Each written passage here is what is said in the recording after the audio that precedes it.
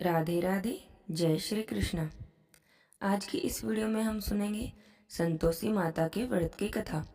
भगवान लक्ष्मी नारायण सब पर अपनी कृपा बनाए रखें, सबके घर में धन संपत्ति सुख ऐश्वर्य सदा बनाए रखें। संतोषी माता के व्रत की कथा पढ़े बिना व्रत पूर्ण नहीं होता, इसलिए शुक्रवार के दिन संतोषी माता की इस कथा को कहना या सुनना जरूर चाहिए। बोलिए संतोषी माता की जय हो, लक्ष्मी नारायण भगवान की जय हो। एक गांव में एक बुढ़िया रहती थी जिसके 7 बेटे थे। 6 बेटे कमाने वाले थे और एक बेटा निकम्मा था। बुढ़िया माँ 6 पुत्रों का झूठा 7वें पुत्र को दे देती। 7वां पुत्र एक दिन अपनी पत्नी से बोला, देखो मेरी माँ मुझे कितना प्यार करती है। वह बोला, हाँ हाँ क्यों नहीं, सबका झूठा बचा हुआ तभी तो तुम्हें खिलाती है। वह बोला, जब तक मैं अपनी आंखों से नहीं देख लेता मैं नहीं मानता। पत्नी ने हंसकर कहा, देख लोगे तब तो मानोगे। कुछ दिन बाद एक बड़ा सा त्योहार आया। घर में 7 प्रकार के भोजन और चूरमा बना। वह पत्नी की बात को मानकर अपनी माँ का प्यार परखने के लिए सिर दर्द का बहाना बनाकर पतला कपड़ा सिर पर ओढ़कर रसोई में जाकर सो गया और कपड़े में से सब कुछ देखता रहा। 6 भाई आए, भोजन करने बैठ गए तो उनकी माँ ने उनके लिए सुंदर सुंदर आसन बिछाए, 7 प्रकार की रसोई परोसी और बार बार आग्रह कर करके उन्हें भोजन कराती रही। अब वह यह सब लेटा लेटा देखता रहा। जब 6 भाई खाना खाने के बाद उठ गए तब माँ ने उनकी थालियों में से लड्डुओं के टुकड़ों को उठाया और एक लड्डू बना दिया। जूठन साफ करके माँ ने उसे पुकारा, उठ बेटा उठ, तेरे भाइयों ने तो खाना खा लिया, अब तू भी उठकर भोजन कर ले। उसने माँ से कहा, मुझे भोजन नहीं करना, मैं तो परदेश जा रहा हूँ। उसकी माँ कहने लगी, कल जाना हो तो आज ही चला जा। वह बोला, हाँ हाँ जा रहा हूँ। यह कहकर वह भी घर से निकल गया। चलते समय उसे अपनी पत्नी की बात याद आ गई।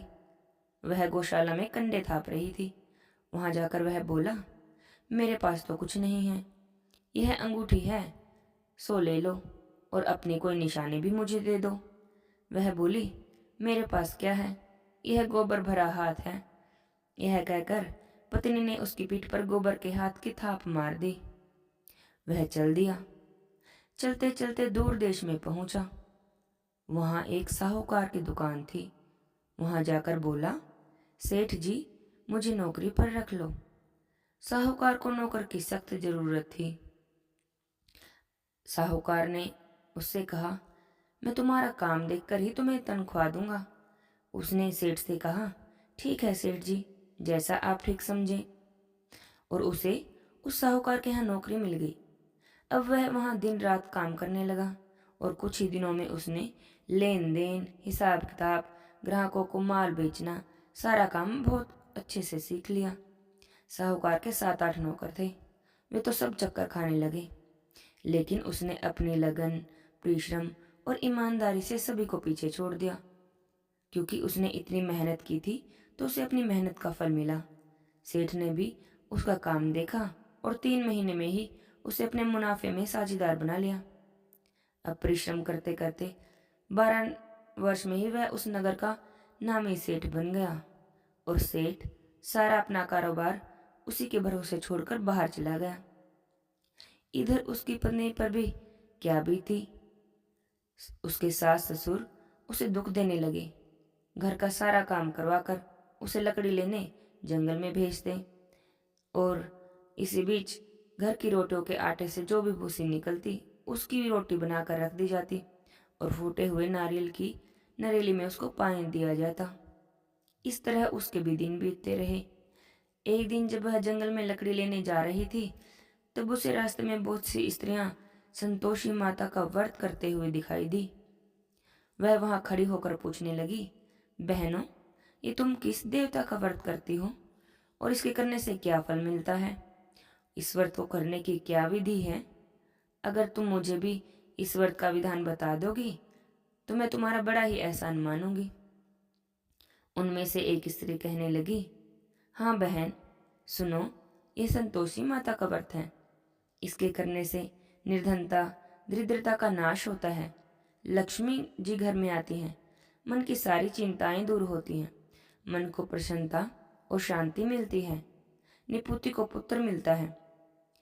किसी का प्रीतम बाहर गया हो तो वह शीघ्र लौट आता है। कुंवारी कन्या को मन पसंद पर मिलता है। चलता हुआ मुकदमा खत्म हो जाता है। गृह कलेश समाप्त हो जाता है।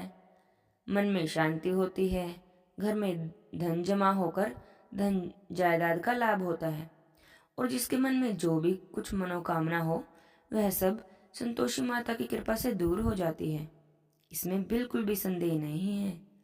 वह पूछने लगी, यह व्रत किया कैसे जाता है? यह भी बता दोगी तो तुम्हारी बड़ी कृपा होगी। वह स्त्री कहने लगी, बिना परेशानी, श्रद्धा और प्रेम से जितना भी बन सके प्रसाद लेना। 5.25 पैसे से 5.25 आने, इससे भी ज्यादा शक्ति और भक्ति के अनुसार गुड़ और चना ले लेना। हर शुक्रवार को निराहार रहकर कथा कहना सुनना। इसके ओम बीच काम नहीं टूटे। लगातार नियम और पालन करते रहना। सुनने वाला कोई न मिले तो घी का दीपक जलाकर उसके आगे जल के पात्र को रखकर कथा कहना, परंतु नियम न टूटे। जब तक कार्य सिद्ध ना हो नियम पालन करना, और कार्य सिद्ध हो जाने पर व्रत का उद्यापन करना। 3 मास में ही माता पूरा फल देती हैं। यदि किसी के ग्रह खोटे हैं तो भी माता 1 वर्ष में तो उसे अनुकूल फल देती हैं। कार्य सिद्ध होने पर ही उद्यापन करना चाहिए। बीच में उद्यापन में 2.5 सेर आटे का खाजा तथा इसी अनुसार खीर तथा चने का साग बनाना। 8 बच्चों को भोजन कराना। जहाँ तक मिले देवर जेठ भाई बंधु कुटुंब के लड़के लेना। न मिले तो रिश्तेदारों और पड़ोसियों के लड़कों को बुलाना, उन्हें भोजन कराना। अपनी श्रद्धा और शक्ति के अनुसार दक्षिणा देना। माता का नियम पूरा करना। ध्यान रखना उस दिन घर में कोई भी खटाई ना खाए। यह सुनकर वह वहां से चल दी।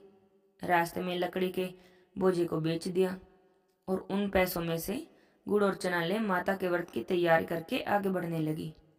रास्ते में संतोषी माता के मंदिर में जाकर हाथ जोड़कर उनके चरणों में लेट गई। विनती करने लगी, हे माँ, मैं दीन हूँ, मैं तो निपट मूर्ख हूँ, व्रत के नियम कुछ भी नहीं जानती, मैं बहुत दुखी हूँ। माता, मेरा दुख दूर करो, मैं आपकी शरण में आई हूँ। माता को दया आ गई। एक शुक्रवार बीता कि दूसरे शुक्रवार को ही उसके पति का पत्र आ गया। तीसरे शुक्रवार को उसका भेजा हुआ पैसा भी आ पहुंचा। यह देखकर तो जेठानी देवरानी मुंह सिकोड़ने लगी। इतने दिनों बाद इतना पैसा आया, इसमें क्या बड़ाई है? लड़के ताने देने लगे। काकी के पास तो अब पत्थर भी आने लगे, रुपया भी आने लगा। अब तो काकी की खातिर बढ़ेगी। अब तो काकी बुलाने से भी नहीं बोलेगी। वह बेचारी सरलता से बोली, भाभी, पत्थर ही तो आया है और रुपए तो हम सब के लिए आए हैं, यह तो अच्छा ही है, घर में ही काम आएंगे। यह कहकर वह आंखों में आंसू भरकर संतोषी माता के मंदिर में जाकर माता के चरणों में गिरकर रोने लगी। माँ, मैंने तुमसे पैसा नहीं मांगा, मुझे पैसे से क्या काम? मुझे तो अपने सुहाग से काम है। मैं तो अपने स्वामी के दर्शन और सेवा मांगती हूँ। तब माता ने प्रसन्न होकर कहा, जा बेटी, तेरा स्वामी जल्दी ही आएगा। यह सुनकर खुशी से बावली हो वह घर आकर काम करने लगी। संतोषी माता विचार करने लगी, इस भोली पुत्री से मैंने कह तो दिया कि तेरा पति शीघ्र आ जाएगा, पर आएगा कहाँ से? वह तो इसे स्वप्न में भी याद नहीं करता। उसे इसकी याद दिलाने के लिए तो मुझे ही जाना पड़ेगा। संतोषी माता ने उस बुढ़िया के बेटे को स्वप्न में समझाया, पुत्र, तेरी घरवाली बहुत कष्ट उठा रही है। वह बोला, हाँ माता, यह तो मुझे भी मालूम है, पर मैं क्या करूं? वहां कैसे जाऊं? परदेश की बात है, लेन देन का सारा हिसाब किताब है, कोई जाने का रास्ता ही नहीं नजर आता। आप कोई राह दिखाएं कि मैं वहां कैसे जाऊं? माता कहने लगी, सवेरे नहा धोकर संतोषी माता का नाम लेकर घी का दीपक जला दंडवत कर दुकान पर जाकर बैठ जाना। देखते देखते तेरा सारा लेन देन चुक जाएगा, जमा माल बिक जाएगा, सांझ होते होते धन का ढेर लग जाएगा। वह अगले दिन सुबह जल्दी उठा। उसने अपने मित्र बंधुओं परिचितों से स्वप्न में माता के द्वारा कही गई बातें कह सुनाई।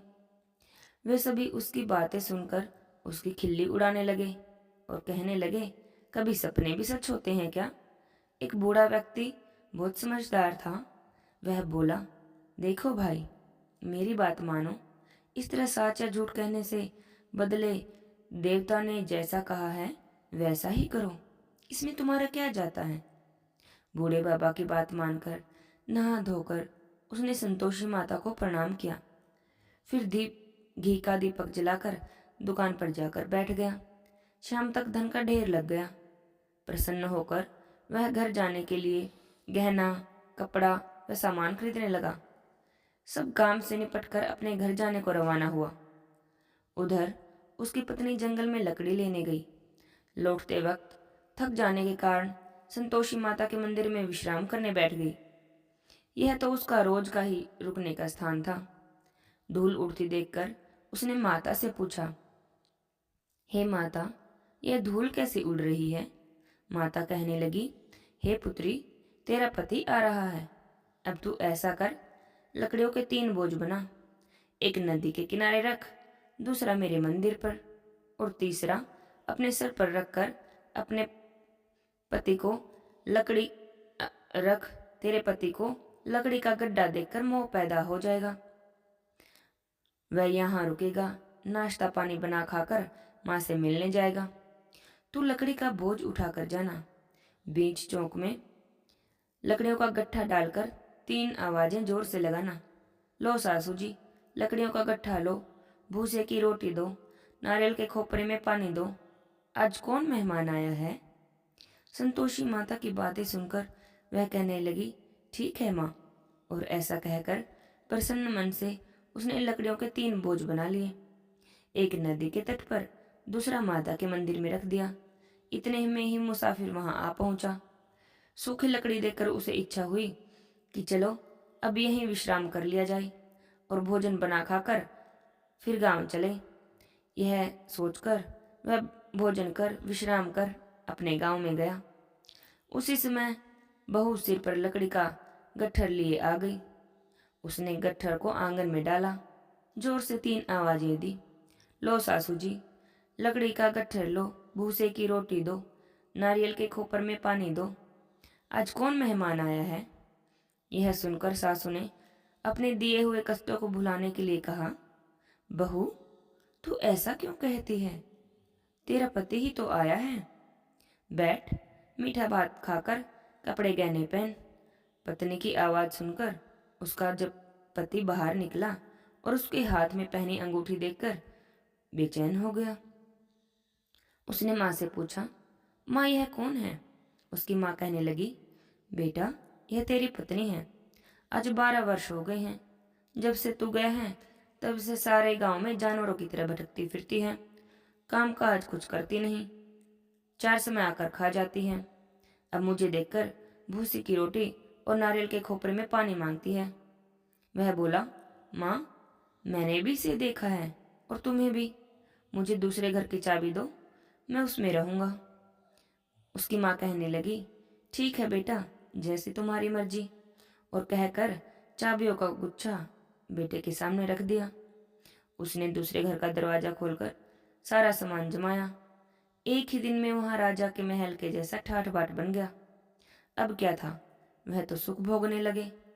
अगला शुक्रवार उसने अपने पति से कहा, मुझे संतोषी माता के व्रत का उद्यापन करना है। पति कहने लगा, ठीक है, खुशी से कर लो। वह उद्यापन की तैयारियां करने लगी। जेठ के लड़कों को भोजन के लिए कहने गई तो उन्होंने मंजूर कर लिया। लेकिन पीछे से जेठानी ने अपने बच्चों को सिखाया, देखो रे, भोजन के समय सब लोग खटाई मांगना, जिससे उसका उद्यापन पूरा न हो। लड़के भोजन करने गए, खीर पेट भर कर खाई, परंतु बात याद आते ही कहने लगे, हमें तो कुछ खटाई खाने को दो, खीर खाना हमें नहीं भाता। लड़के उठकर खड़े हो गए, बोले, पैसे लाओ। भोली बहू कुछ जानती नहीं थी, इसलिए उन्हें पैसे दे दिए। लड़कों ने बाजार जाकर उन पैसों से इमली खरीदी और खाई। यह देखकर माता जी का प्रकोप उस पर हो गया। राजा के दूत उसके पति को पकड़ कर ले गए। जब अब सब मालूम हो जाएगा, जब जेल की रोटी खाएगा। यह सब वचन उसकी जेठानी उसे सुनाने लगी। बहू से तो यह वचन सहन नहीं हुए। वह संतोषी माता के मंदिर में गई और कहने लगी, माता, तुमने यह क्या कर दिया? हंसाकर क्यों रुलाने लगी? माता कहने लगी, पुत्री, तूने मेरा व्रत भंग किया है, इतनी जल्दी सब बातें भुला दी। वह बोली, माता, भूली तो नहीं हूं, नहीं कुछ अपराध किया है, मुझे तो लड़कों ने भूल डाल दिया, मुझे क्षमा करो माँ। माँ बोली, ऐसी भूल भी कहीं होती है? वह बोली, माता, अब ऐसी भूल नहीं होगी। अब बताओ, मेरा पति कैसे आएगा? माता कहने लगी, पुत्री, जा, तेरा पति तुझे रास्ते में ही आता मिलेगा। जब वह मंदिर से निकलकर बाहर आई तो रास्ते में उसे उसका पति आता हुआ मिला। उसने पूछा, कहाँ गए थे? तो वह बोला, इतना धन जो कमाया है उसका कर राजा ने मांगा था, वही भरने गया था। वह प्रसन्न होकर बोली, भला हुआ, अब घर चलो। फिर अगला शुक्रवार आया। वह बोली, मुझे माता का उद्यापन करना है। पति ने कहा, ठीक है, बड़ी खुशी से करो। वह फिर से जेठ के लड़कों को भोजन के लिए कहने गई। जेठानी ने लड़कों को सिखा दिया कि तुम पहले ही खटाई मांगना। अब लड़के भोजन करने बैठे, लेकिन भोजन करने से पहले ही कहने लगे, हमें खीर पूरी नहीं भाती, जी बिगड़ता है, कुछ खटाई खाने को दो। वह बोली, खटाई खाने को तो नहीं मिलेगी, खाना हो तो खाओ। उनके उठकर चले जाने पर उसने ब्राह्मण के लड़कों को बुलाकर भोजन करवाया, दक्षिणा दी। उन ब्राह्मण दक्षिणा की जगह उन्हें एक एक फल दे दिया। इससे संतोषी माता प्रसन्न हो गई। माता की कृपा से 9 महीने बाद उसे चंद्रमा के समान एक सुंदर पुत्र प्राप्त हुआ। पुत्र को लेकर वह प्रतिदिन संतोषी माता के मंदिर में जाने लगी। माता ने सोचा कि यह रोज आती है, आज क्यों न मैं इसके घर चलूं, इसका आसरा ही देखूं तो सही। यह सोचकर माता ने एक भयानक रूप बनाया। गुड़ और चने से सना हुआ मुख, ऊपर से मुंड के समान होठ, उस पर मक्खियां भिनभिना रही थी। दहलीज में पैर रखते ही उसकी सास चिल्लाई, देखो रे, कोई चुड़ैल डाकनी चली आ रही है लड़कों, इसे भगाओ, नहीं तो सबको खा जाएगी। बहू रोशनदान से देख रही थी। वह तो प्रसन्न हो उठी, आज मेरी माता मेरे घर आई है। यह कहकर दूध पीते बच्चे को गोद से उतार दिया। इस पर उसकी सास और भी गुस्से में हो गई और बोली, इसको देखो कैसी उतावली हुई जा रही है, जो बच्चे को भी पटक दिया। इतने में माता के प्रताप से जहां देखो लड़के ही लड़के नजर आने लगे। वह बोली, माँ जी, मैं जिनका व्रत करती हूँ यह वही संतोषी माता है। इतना कहकर उसने झट से घर के सारे किवाड़ खोल दिए। सबने माता के चरण पकड़ लिए और विनती करने लगे, हे माता, हम तो मूर्ख हैं, अज्ञानी हैं, तुम्हारे व्रत की विधि नहीं जानते, तुम्हारा व्रत भंग कर हमने बड़ा अपराध किया है। हे माता, हमारे सब अपराध क्षमा करो। और यह कहकर बार बार माता से माफी मांगने लगे। संतोषी माता सब कुछ भुलाकर उन पर प्रसन्न हुई। इसके बाद उसकी सास से कहने लगी, हे संतोषी माता, मेरे सारे अपराध क्षमा करो, मुझसे बड़ी भारी भूल हुई है। और उसकी बहू ने भी बार बार माता से आग्रह किया तो माता प्रसन्न हो गई और उसकी बहू संतोषी माता से कहने लगी, हे माँ संतोषी, जैसा फल आपने मुझे दिया है वैसा ही फल सबको देना। यह कथा कहानी कहते सुनते, हुंकारा भरते, सबकी मनोकामनाएं पूरी करना, सबके घर में धन धान्य ऐश्वर्य सदा बनाए रखना। बोले संतोषी माता की जय हो। लक्ष्मी नारायण भगवान की जय हो। राधे श्याम।